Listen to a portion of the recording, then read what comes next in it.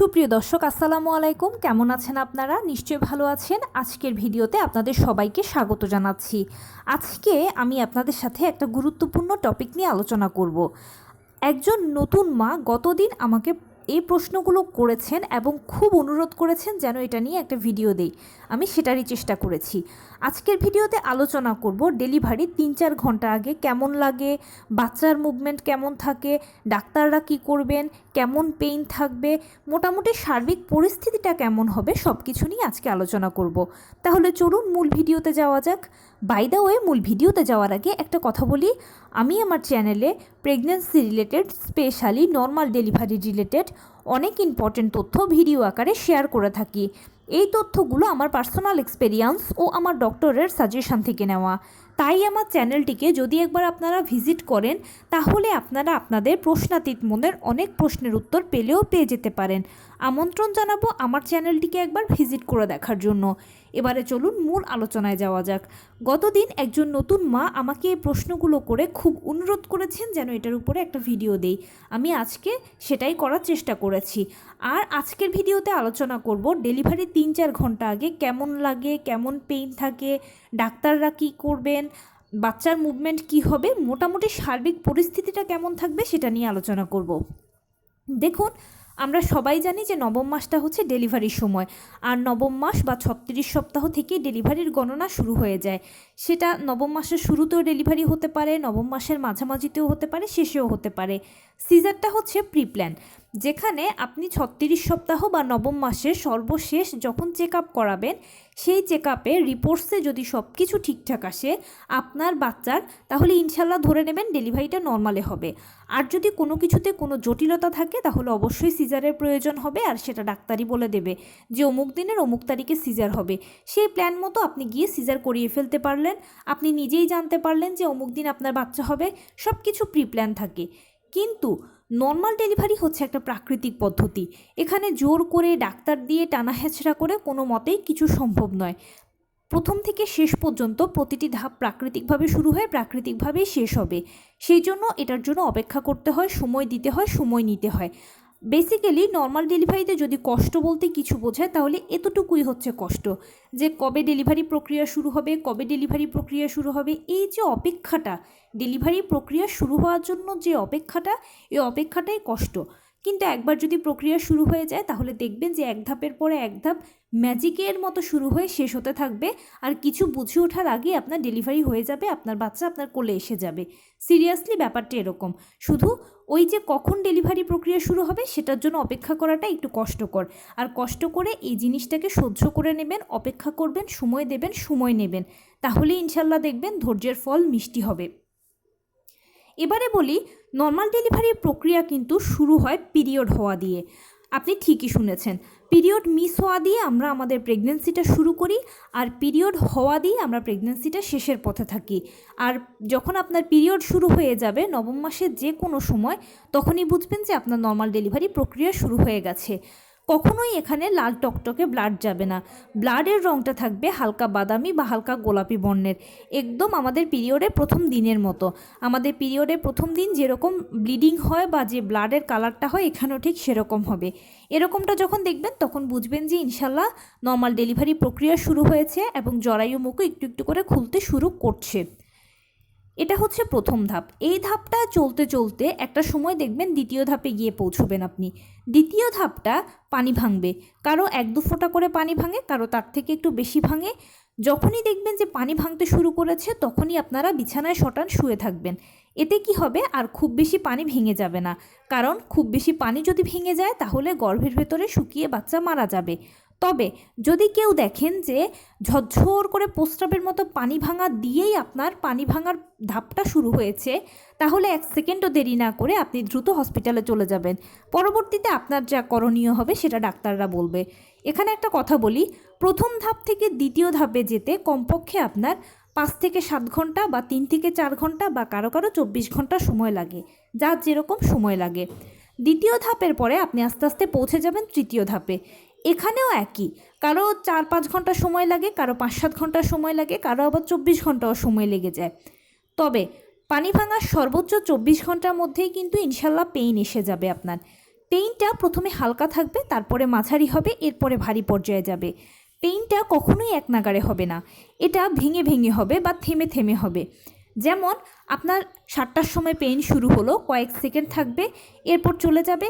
আবার কারো হয়তো 10 মিনিট পরে পেইন আসে, কারো 15 মিনিট পরে পেইন আসে, কারো আধা ঘন্টা পরে পেইন আসে, যার যেরকম। ধরে নিচ্ছি আপনার আধা ঘন্টা পরে পেইন আসবে। পেইন যখন আসবে তখন আবার কয়েক সেকেন্ড থাকবে, চলে যাবে, আবার আধা ঘন্টা পরে আসবে। এভাবে করে করে ধাপে ধাপে পেইনগুলো আসতে থাকে। পেইন তো প্রথমে হালকা থাকে, যেটা একেবারেই সিম্পল। এরপরে সেটা ধীরে ধীরে মাঝারি পর্যায়ে যায়। মাঝারি পর্যায়ে যেতে এক একজনের এক এক সময় লাগে, কারো 2-1 ঘন্টার ভিতরেও মাঝারি পর্যায়ে চলে যায়, কারো আবার 5-7 ঘন্টাও লাগে মাঝারি পর্যায়ে যেতে।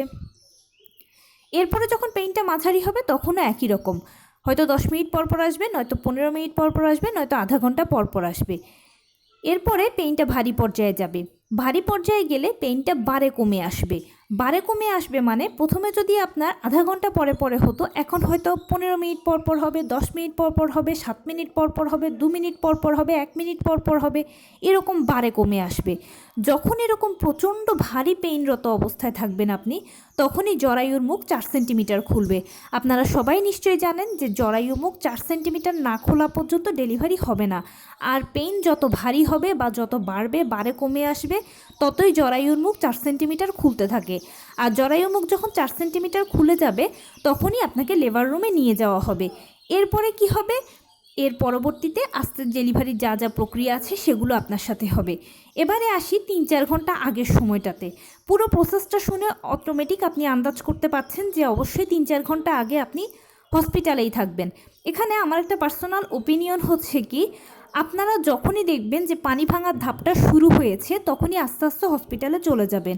এতে কি হবে, প্রথম থেকে শেষ পর্যন্ত আপনারা ডাক্তারদের অবজারভেশনেই থাকবেন, যা যা করণীয় ডাক্তাররাই করবে। বাসায় বসে থেকে আপনাকে আরও এক্সট্রা টেনশন করতে হবে না। ডাক্তারদের অধীনে থাকলে আপনি অনেক বেশি নিশ্চিন্ত থাকবেন। এছাড়া আশপাশের পেশেন্টদের সাথে কথা বললে আরেকটু সাহস পাবেন ভালো। তাই যখন পানি ভাঙার ধাপটা শুরু হবে বা দ্বিতীয় ধাপটা শুরু হবে, তখনই হসপিটালে চলে যাবেন। এবারে বলি, 3-4 ঘন্টা আগে তো বলেইছি যে আপনি হসপিটালে থাকবেন। অবশ্যই নর্মাল যে বেডটা আছে সেখানেই থাকবেন, তখনও আপনাকে ডেলিভারি রুমে নেওয়া হবে না। আর মাঝে মাঝে এসে ডাক্তাররা চেক করবে যে কতটুকু জরায়ু মুখ খুলেছে, কারণ 4 সেন্টিমিটার জরায়ু মুখ না খুললে তো ডেলিভারি রুমে আপনাকে নেওয়া হবে না। একটা স্যালাইন দিয়ে দেওয়া হবে, যেটা নর্মাল গ্লুকোজ স্যালাইন, যেন আপনার শরীরে এনার্জি থাকে সেই জন্য। এবং মাঝে মাঝে এসে ডাক্তাররা আপনার জরায়ু মুখটা চেক করবে। ব্যাস এতটুকুই। যখন ভারী পেইনটা শুরু হবে আর যখনই জরায়ু মুখটা 4 সেন্টিমিটার খুলে যাবে, তখনই আপনাকে লেবার রুমে নিয়ে যাওয়া হবে বা ডেলিভারি রুমটাতে নিয়ে যাওয়া হবে। সেখানে যাওয়ার পরবর্তীতে আপনাকে আবারও গ্লুকোজ স্যালাইনটা দেওয়া হবে, যেন শরীরে শক্তি থাকে, এবং তার পাশাপাশি স্যালাইনের সাথে বিভিন্ন ধরনের ইনজেকশন দিয়ে দেওয়া হবে। এতে কি হবে, পেইনটা আরেকটু বাড়বে, বাচ্চা ভালো থাকবে, আপনার বডির জন্য কোনো সমস্যা না হয়, ইত্যাদি সব কিছু মিলেমিশে ডাক্তারদের যা যা করণীয় আছে সেগুলো করবেন। যেহেতু জরায়ু মুখ 4 সেন্টিমিটার খুলে গেছে, অলরেডি আপনার বাচ্চা এর ভিতর থেকে চাপ দেওয়া শুরু করবে, জরায়ুর কন্ট্রাকশন শুরু হয়ে যাবে। জরায়ুর কন্ট্রাকশন মানে হলো জরায়ুর সংকোচন প্রসারণ।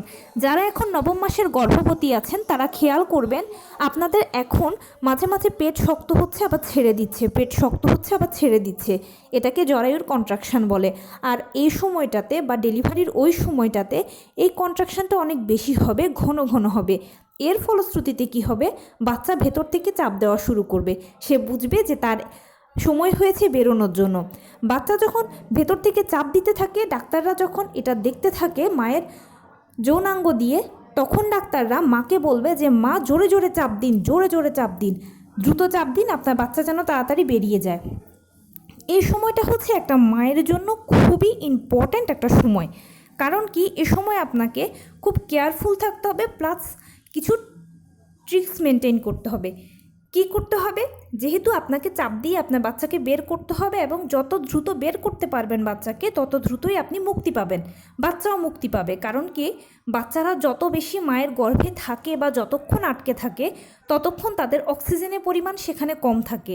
আর বাচ্চা যদি বেশিক্ষণ আটকে থাকে, তাহলে বাচ্চা হয় কি, অক্সিজেনের অভাবে অনেক বাচ্চা মারা যায়, অথবা বাচ্চারা যখন জন্ম হয় তখন এই বাচ্চাগুলো অনেকটা আনকনশাস থাকে, অথবা অক্সিজেনের অভাবে নীল হয়ে যায়, পরবর্তীতে এদেরকে অক্সিজেন দিতে হয়। সেই জন্য এই সময়টা আপনার জন্য ইম্পর্ট্যান্ট। আপনি দ্রুত বাচ্চাকে চাপ দিয়ে বের করবেন।